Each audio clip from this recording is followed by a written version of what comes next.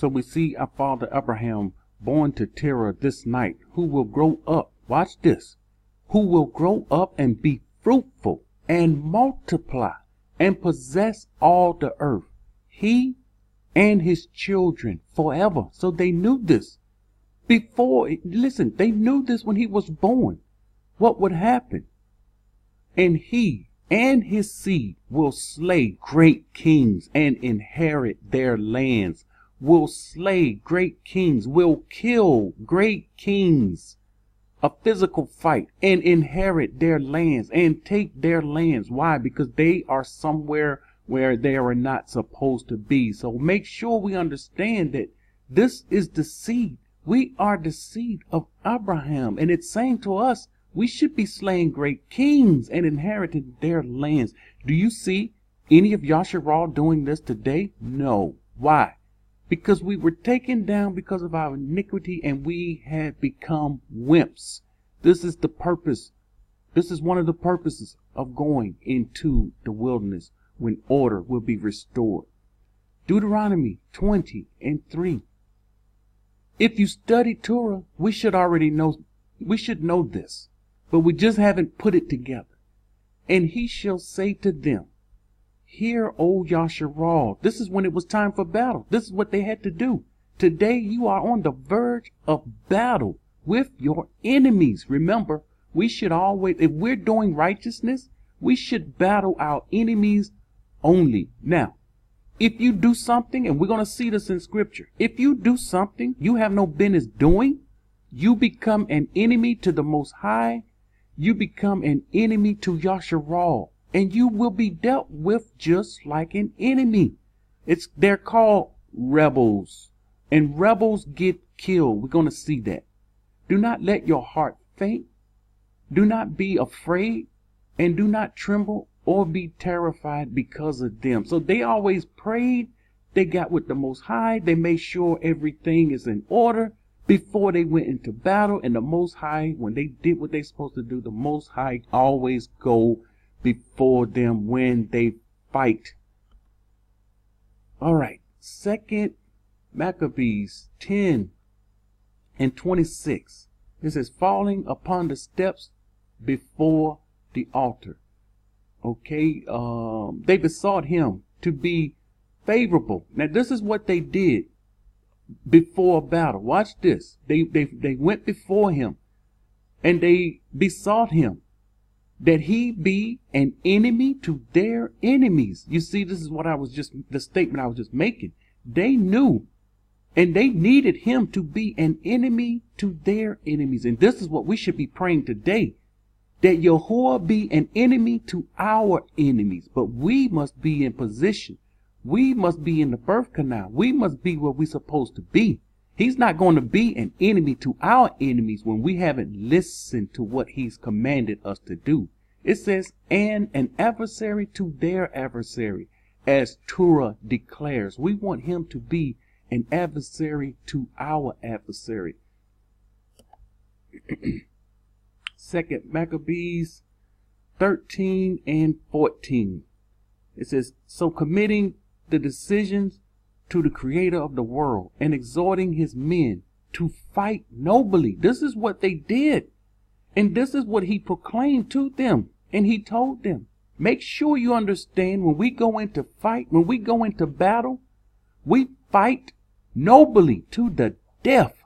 Why? For the Torah, for the house of the Most High, for the city of Jerusalem, for the country of Yasharal and Commonwealth. He pitched his camp near Modin. So we see here they will fight to their death. Our people, here are the warriors fighting until death for the Torah, for the house of the Most High, for the city of Yasharal, for Yasharal. We're fighting for our family. Why? We are one. They knew we are one. And if one turns, then that one become an enemy, and we have to deal with that one. You don't want to become an enemy to Yasharal. We have enough enemies. Let me say that again. You don't want to become an enemy to Yasharal. We have enough enemies, and we're going to see our enemies Why side with the enemies? It makes no sense. Ezekiel 25, 12 through 14. Thus says Yahuah. Here comes the enemy.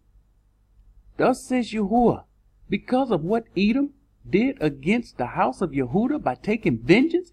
All right, for the people that say Ishmael. Ishmael is the one that took us to the Americas, that took us to North and South America and the islands along the coast of North and South America. They the ones took the people. This is who done this. Because this is who Edom is. Edom did against the house of Yehudah by taking vengeance, and has greatly offended by avenging itself on them. Therefore thus says Yahuah. He says, I will also stretch out my hand against Edom. Here is our enemy. He's going to stretch out his hand against Edom and cut off man and beast from it and make it desolate. He's going to make Edom's land desolate. From Temim, Dedan shall fall by the sword, and will lay my vengeance upon Edom. He's going to lay his vengeance upon Edom by who? By the hand of my people Yasharal. Now we see how he's going to cause this vengeance to come upon Edom by the hand of my people Yasharal, a physical battle that he has told us to be prepared for, to make ready for, because it is coming. And that brings me, it brings me to a point, and I should have said this on the last video. I'm going to go into this battle, and I'm going to show you, we're going to go into this battle in details, and it's going to connect some things into the scriptures that you've never saw before. But we must go into this battle in detail, and this battle is laid out in the Dead Sea Scrolls. We will go into it. I haven't figured out exactly how I'm going to do it, but we will get it done. He says he's going to lay vengeance on Edom by the hand of Yasharal, that they may do in Edom according to my anger, according to my fury, and they shall know my vengeance, says Yahuah. He means business. Remember, he uses his people to carry out his plan. This is a part we don't understand. He used his people to carry out his plan. Our people that's fleeing Babylon and needs help. When you help them, you are helping Yahuah and his plan. And he will count it to you as righteousness. And you will find his favor upon you. Zechariah 14. Okay, I'm going to begin at the first verse. Behold, the day of Yahuah is coming. And we know this scripture here. The day is coming, and your spoil will be divided in your midst. For I will gather all nations to battle against Jerusalem.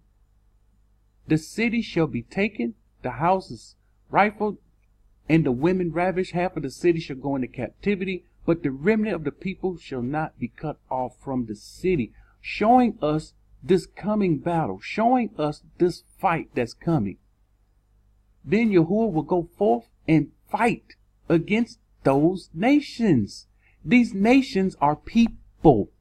I think we understand this. And this is not a spiritual battle. Nowhere we're finding a spiritual battle. This is a real battle. As he fights in the day of battle. You see, when Yasharal went into battle, Yahuah went into battle. He went before the people. And we're going to see, it doesn't care what the enemy's firepower is. It doesn't matter what the enemy has. Listen, the enemy can have more weapons than the righteous, and the Most High going to fight for the righteous, and the righteous will come out on top. It always happened in Scripture. And they knew something we don't know today. We have no understanding of today.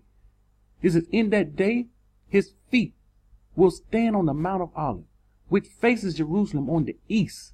And the Mount of Olives shall be split in two, from east to west. Our Shabbat class that we just had, when we was going over the scriptures in Ezekiel, and it's talking about, when we was going over the land and how it's measured from east to west, and we kept reading it over and over, from east to west. And one of my children, I don't remember which one, they say some of the most profound things because Yahuah is working with them.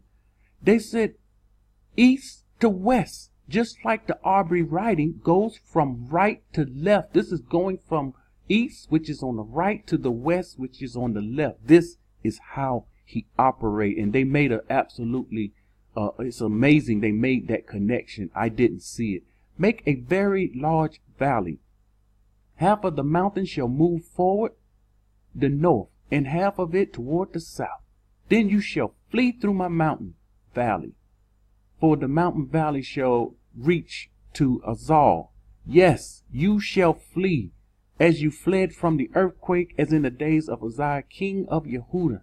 Thus is Yahuah, my Elohim, will come, and all the righteous with you. The righteous will be with him. This day of battle, the righteous will be with him. When Yahushua comes, the righteous will be with him. We're going to see him leading the righteous out of the wilderness, and the righteous will be with him in the day of battle to fight, not to watch, to fight. And we're going to see this. Isaiah 13:4.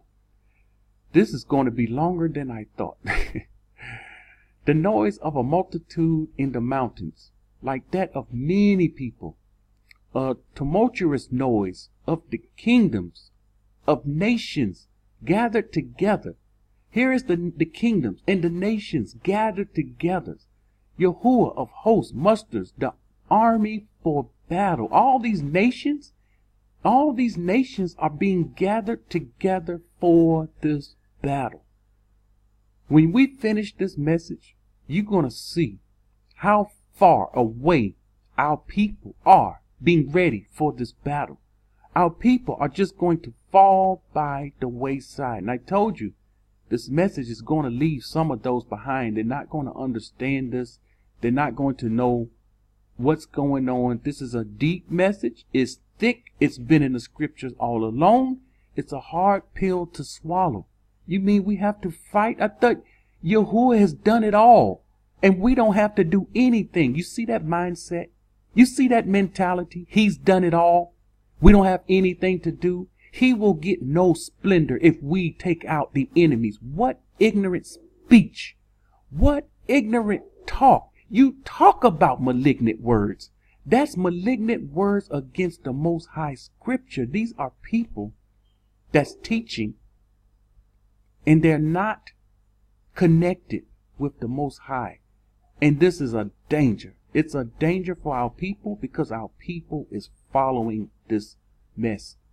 Now we're going to go into the book of Joshua. We're about to take a history lesson here. And this is the trip. We need to take a trip down memory lane. We need to see some of the things our people did. We need to understand the strength, the power, and the might Yasharal possess. Because we just read it in scripture, but we need to see it. We need to understand the power and the might that we had and some of the things that we did. This is Joshua 54, 4 through 8. And this is dealing with Yehudah. This is dealing with when they were in Egypt and they was trying to get their brother, Benjamin. Yahushua had kept him. And this was all a part of the Most High plan. But we're going to see something here.